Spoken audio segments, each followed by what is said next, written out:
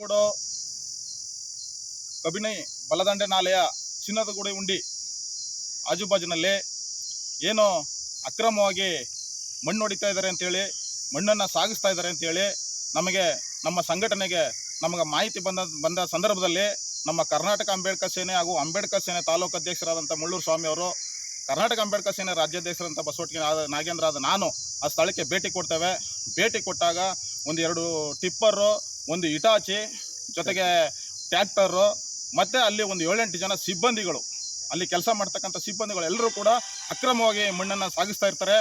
ಆ ಒಂದು ಸಂದರ್ಭದಲ್ಲಿ ನಾನು ಮತ್ತು ನಮ್ಮ ಮುಳ್ಳೂರು ಸ್ವಾಮಿಯವರು ಈ ನಮ್ಮ ನಂಜನಗೂಡು ಕಬಿನಿ ನೀರಾವರಿ ಇಲಾಖೆಯ ಕಾರ್ಯಪಾಲಕ ಇಂಜಿನಿಯರ್ ಆದಂಥ ಕಾವೇರಿ ರಂಗನಾಥ್ರವರಿಗೆ ದೂರವಾಣಿ ಮುಖಾಂತರ ಕರೆ ಮಾಡಿ ಅವ್ರಿಗೆ ಮಾಹಿತಿಯನ್ನು ತಿಳಿಸ್ತೇವೆ. ಆ ಸಂದರ್ಭದಲ್ಲಿ ಅವರ ಸಿಬ್ಬಂದಿಯಾದಂಥ ಸೆಕ್ಷನ್ ಆಫೀಸರ್ ಆದಂಥ ದರ್ಶನ್ ಅವ್ರನ್ನ ಸ್ಥಳಕ್ಕೆ ಕಳಿಸಿ ಅದನ್ನು ಪರಿಶೀಲನೆ ಮಾಡಿ ನೋಡಿದಂಥ ಸಂದರ್ಭದಲ್ಲಿ ತಮ್ಮ ಇಲಾಖೆಯಿಂದ ಯಾವುದೇ ರೀತಿಯ ನಮ್ಮ ನಿಯಮಾನುಸಾರ ಇವರು ಮಣ್ಣನ್ನು ತಗೊಳ್ಳೋದಕ್ಕೆ ಪರವಾನಗಿಯನ್ನು ಪಡೆದಿಲ್ಲ ಅಂತ ಅವ್ರು ತಿಳಿಸಿ, ಜೊತೆಗೆ ಅವರು ನಾವು ಇಬ್ಬರು ಜೊತೆಗೂಡಿ ಏನು ಕೌಲಂದೆ ಪೊಲೀಸ್ ಠಾಣೆಯ ಸಬ್ ಇನ್ಸ್ಪೆಕ್ಟರ್ಗೆ ನಾವು ಮಾಹಿತಿಯನ್ನು ದೂರವಾಣಿ ಮುಖಾಂತರ ತಿಳಿಸಿದಾಗ ಅವರ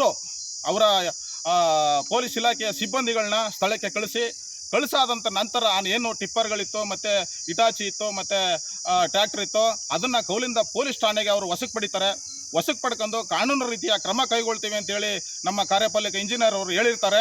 ಆದ್ದರಿಂದ ನಾವು ಏನು ಹೇಳೋದು ಅಂತಂದರೆ, ಈ ಸ್ಥಳೀಯ ಮುಖಂಡರುಗಳು ಆಗ ರಾಜಕೀಯದಕ್ಕಂಥ ಮುಖಂಡರುಗಳು ಏನು ನಮ್ಮ ರಾಜ್ಯದ ಮುಖ್ಯಮಂತ್ರಿಗಳಾದಂಥ ಸಿದ್ದರಾಮಯ್ಯನವ್ರನ್ನ ಹೆಸರು ಬಳಸಿಕೊಂಡು, ಸ್ಥಳೀಯ ಶಾಸಕರಾದಂಥ ದರ್ಶನ್ ಧ್ರುವಣ್ಣರವ್ರನ್ನ ಹೆಸರನ್ನ ಬಳಸಿಕೊಂಡು ಇವರು ಬೇರೆ ರೀತಿ ಬ್ರಿಡ್ಜ್ಗಳಾಗ್ಬೋದು, ರಸ್ತೆಗಳಾಗ್ಬೋದು ಎಲ್ಲಕ್ಕೂ ಕೂಡ ಅಕ್ರಮವಾಗಿ ಮಣ್ಣು ಸಾಗಿಸಿ ಹಣ ಮಾಡಿ ಇವರು ಸಂಪಾದನೆ ಮಾಡೋದನ್ನ ನೋಡ್ತಾ ಇದ್ದಾರೆ ಹೊರತು ಸರ್ಕಾರದ ಆಸ್ತಿ ಪಾಸ್ತಿನ ಉಳಿಸುವಂಥ ಕೆಲಸವನ್ನು ಮಾಡ್ತಾ ಇಲ್ಲ.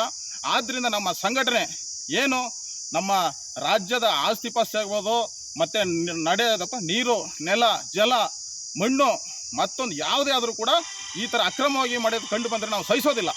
ಆದ್ದರಿಂದ ಏನು ಈಗ ನಾವು ಇದನ್ನು ಇಲಾಖೆಯವ್ರಿಗೆ ಗಮನಕ್ಕೆ ತಂದಿದ್ದೇವೆ.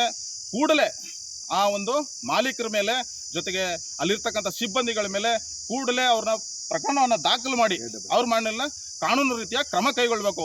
ಜೊತೆಗೆ ಏನು ನಮ್ಮ ನಂಜನಗೂಡಿನ ಸಹಾಯಕ ಕಾರ್ಯಪಾಲಕ ಇಂಜಿನಿಯರ್ ನುಗು ಸಬ್ ಡಿವಿಷನ್ನವರು ಬಂದ ನಂತರ ಸುಹಾಸ್ ಅವರು ಬಂದ ನಂತರ ಇಡೀ ಚಾನಲ್ ಏರಿನಲ್ಲಿ ಉಳ್ಳಳ್ಳಿ ಭಾಗದಲ್ಲಾಗ್ಬೋದು ಮತ್ತು ನಮ್ಮ ಈ ಚಿರುಗುಂಡಿ ಭಾಗದಲ್ಲಾಗ್ಬೋದು ಯಥೇಚ್ಛವಾಗಿ ಮಣ್ಣು ಖಾಲಿಯಾಗಿದೆ.